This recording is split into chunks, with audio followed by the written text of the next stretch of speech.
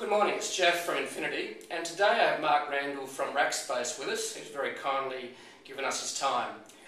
So Mark, can you tell us a little bit about yourself and RackSpace? Sure. So I'm the manager for the RackSpace business here in Australia and New Zealand.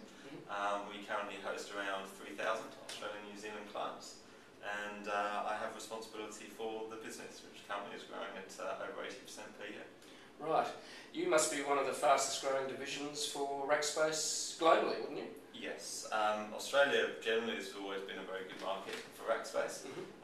If you look at our cloud business, we have the third highest customer count globally for cloud customers within RackSpace after the US, Canada and the UK. Way ahead of people like France, Germany, Spain, other countries. So the market here is very well suited for the types of services that we provide. Right.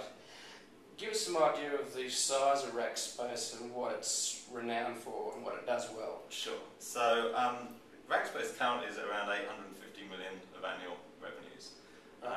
So we're growing at 27% year on year. We're listed on the US stock exchange, the NYSE, and we've got over 130,000 customers supported by over 3,200 rackers across 5 continents. So we're actually the world's leader in hosting cloud computing. The thing we're most known for, I guess, is our fanatical support. So that's really what underpins the company and has underpinned the growth of the company today over the last 12 years. It's our attitude and approach to doing business, which starts with our culture. The culture is really around enabling our employees, who we call rackers, to go over and above customers' expectations at every interaction. Right. And so through doing that, every engagement point. Absolutely, yeah. Absolutely. So through doing that, we build a very loyal customer base, and those customers start promoting us, and they start providing us with opportunities to host other parts of their business for them. And that's really been the fundamental underpinning, I guess, of our success over the last 12 years. Our growth has been almost solely organic. We haven't, like a lot of our competitors and peers, grown through acquisition. For us, buying customers is not the right way to go about business. So it's been very organic. It's been very organic, and that again, our approach and our commitment to our fanatical support, I guess, leads us to make sometimes tough decisions, but the decisions which are based on what is the best way we can support our customers moving forward. Right. An idea of that culture is I'm a blogger myself, and I have engaged with maybe RackSpace best known employee, a well-known racker, Robert Scoble, also known as Scobelizer. So Robert actually was ex-Microsoft, and then he joined RackSpace, and I think he resides in Building 43. He does.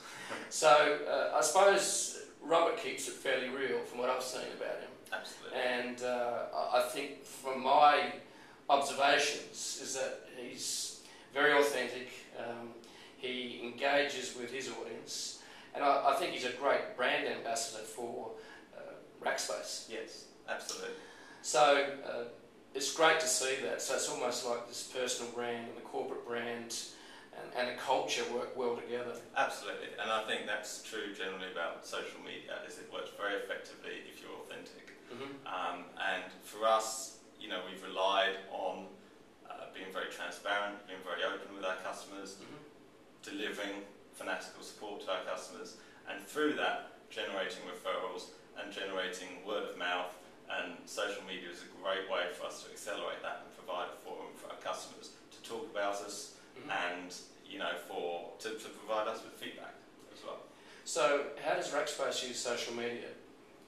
We use it, I guess, across all of our different marketing channels.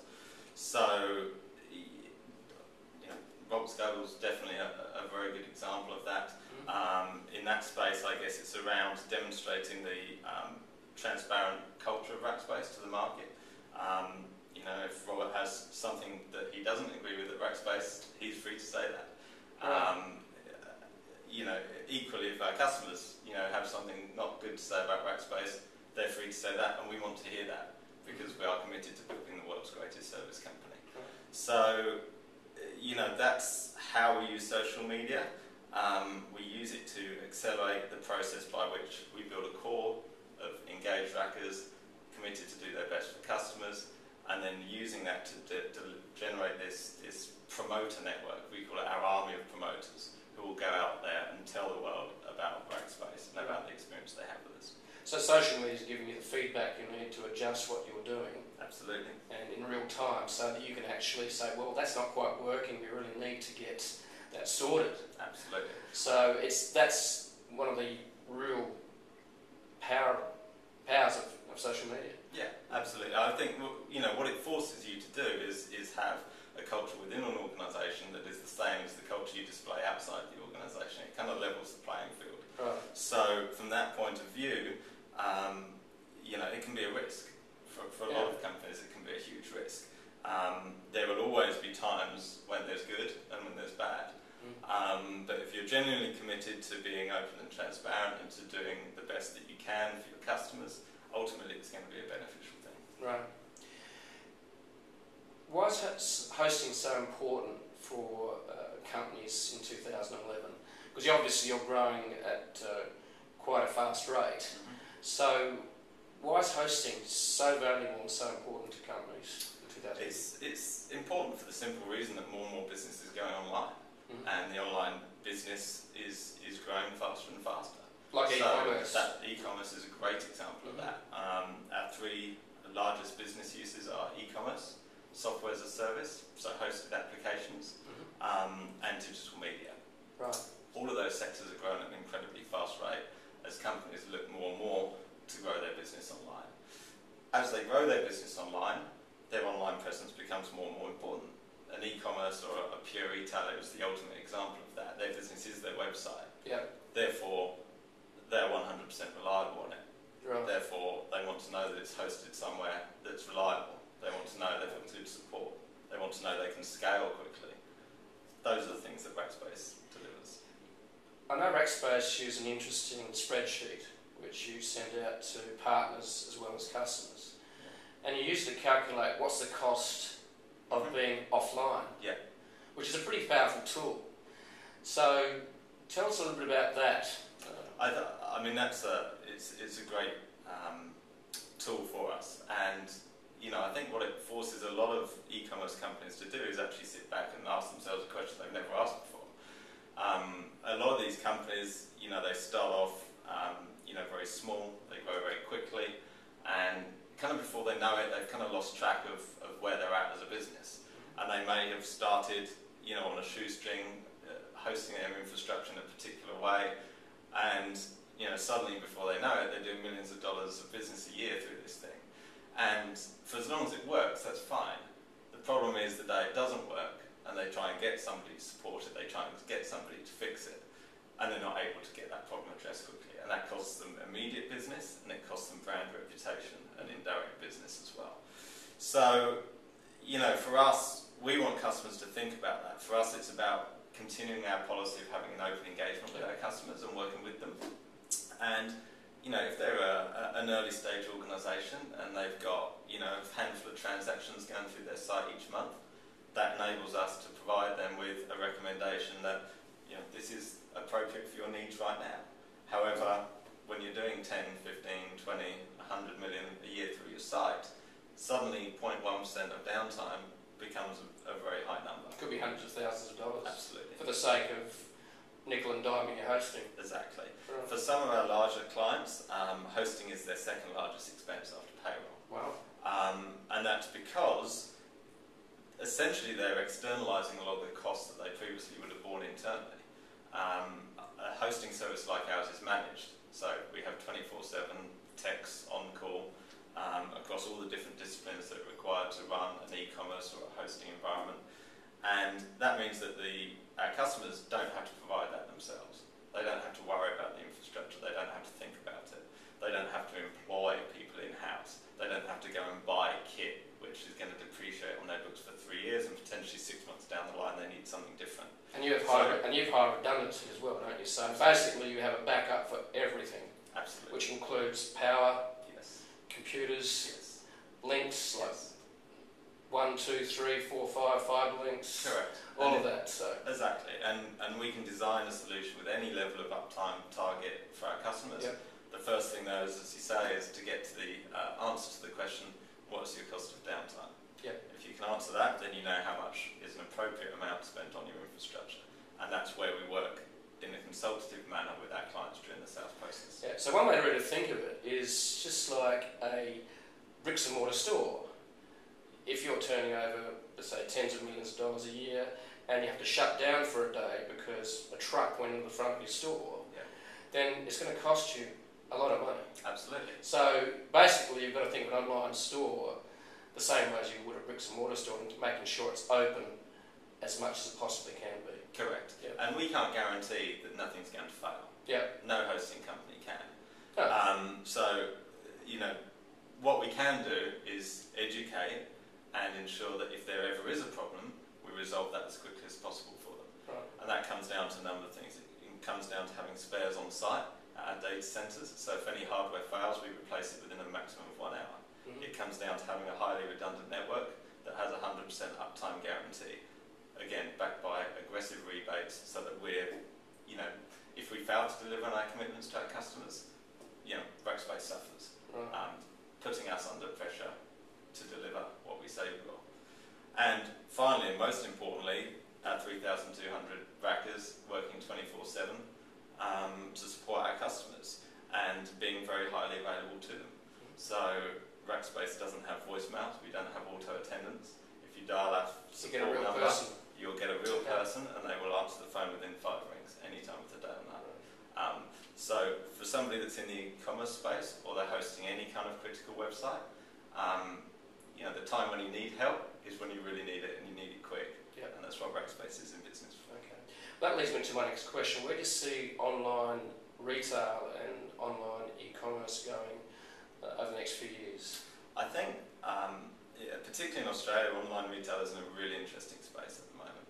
So we've started to see over the last few months a lot of the major retailers, the traditional bricks and mortar retailers, taking huge interest in the space, and actually, you know, now realising that this is both an opportunity and a threat for them. Mm-hmm. At the same time, there continues to be very rapid growth in the traditional e-tailer space. And you know, now we're seeing obviously an explosion of kind of deal of the day sites as well, which is, you know, further you know, raising awareness and participation in that market. Yeah. So I think, you know, the way we see it going, first of all, more growth, both from the specialist e-tailers and from the traditional bricks and mortar companies. I think both will flourish. The specialists, I think in some ways social media and social networking is going to really help those guys. Yeah. I see that being the kind of centre of the sales and marketing and the customer acquisition activities for those types of companies. And It's digital, online, word of mouth, frankly. absolutely, absolutely. And I think the other area where I see a lot of growth for online retail is location-based services. So, you know, again, more and more people using iPhones, more and more people, you know, using Facebook, using Foursquare, using those types of applications, using Google Maps. I think the use of those types of tools to communicate local retail offers and such like is going to become a massive area of growth. Yeah. So I think that's an opportunity for the traditional bricks and mortar companies to really leverage that capability that they've got. So, along with online retail and e-commerce, another huge area of growth in the web is actually mobile. Yes. And you guys are obviously well placed in that space as well, because you've got to host the applications that need to run in that environment. Exactly. It's So, another driver for hosting. Right. And how, in terms of growth, I know I haven't asked you this before, but what sort of growth percentage are you seeing in the mobile hosting environment for you? Well, it's hard for us to say because we don't see that directly. It's embedded we see inside the the website, platform, yeah, and okay. we see people accessing that, Right. that platform, and we don't tend to operate at that application layer. Right. But what we do see is a massive increase in new projects from both existing and new customers that are focused on the mobile space or are focused on delivering some kind of, you know, location-based service. Right. The other area that's a big buzzword, not so much online retail, is the cloud. So can you explain it in very easy terms what the cloud is and what that means for both the customer as well as the companies that are using online? Sure. So the cloud is a very general term that essentially refers to the move to consuming computing as a service. So in the same way that people don't generate their own electricity, what cloud means is they won't build their own servers, they won't operate and maintain them themselves, and they won't go out and buy software and install it and configure it on those servers. Everything will be on a pay-per-use basis. So a good example of a cloud service is Google Mail or Google Apps. A lot of businesses use Salesforce.com.